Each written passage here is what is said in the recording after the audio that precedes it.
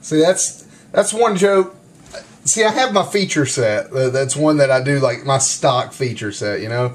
And then I've got my set where I'll go try new things, you know. Even I've got I guess you could say a comedy club feature set, a bar feature set, you know. I have a different layout for them.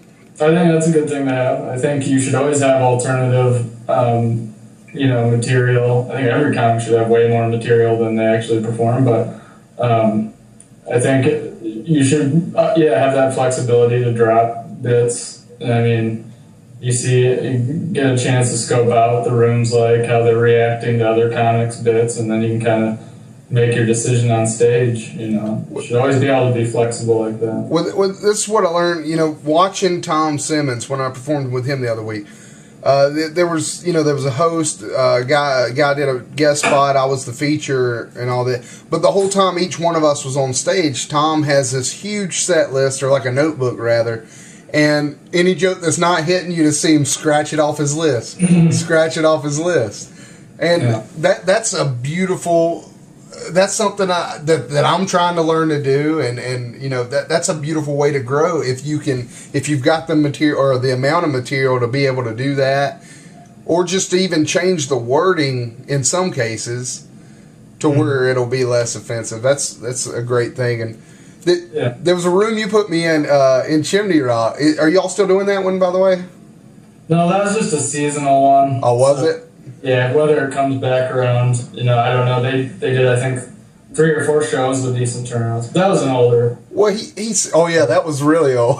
That was Vacation Land. Yeah. Well, y'all in my itinerary, it told me, I needed to be clean and all this stuff. So I prepared for clean, and then I got there and there's all these old people there, and then the owner comes up to me, and he says, "Who are these fucking idiots? What the fuck do they know?" He's like, "Do whatever the fuck you want."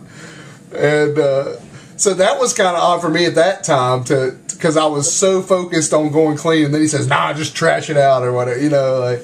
That's funny, because then he came back to me and he's like, "Who's that filthy feature? Way too dirty. Way too dirty." He was a comic himself in the day, so I think he I don't know.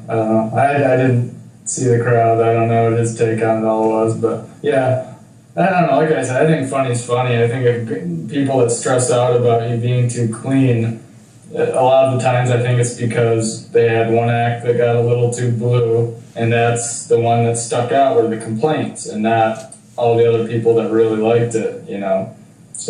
So what do you hear more of when a show goes on in a place? Do you hear more about the complaints, or do you hear more of the good stuff? Well, you always get more of it. I mean, we have like feedback forms and try to talk with every room and club we have, either on the phone or via email, to kind of get feedback on the comedians. And there's just some rooms that just never get feedback back to us, and we know that the times that they get in touch with us, it's because of complaints. Like, that's when we know that there's a problem with the act, or they weren't strong enough, or they were just way too filthy and walked somebody. That's when we hear from them. So I mean, you always get more of an earful when there's negative stuff than praise. But then when the guys that really just blow it out of the water, standing you hear that too. But and that can be strong and do really well, and you might not hear anything about it. But if they walked one table, you'll hear about that. So I mean, that's why for me, like the feedback and stuff, I try to take everything with a grain of salt. I don't base anything off of one club and what they thought.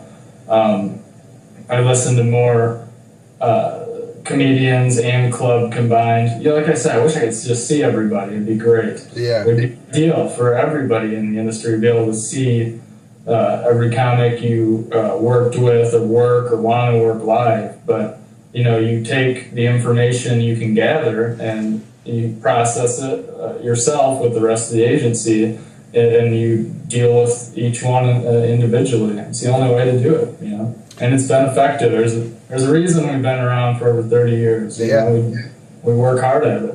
And y'all booked everybody. I've looked on the website before at all the people y'all have worked with, man, and it's an amazing list.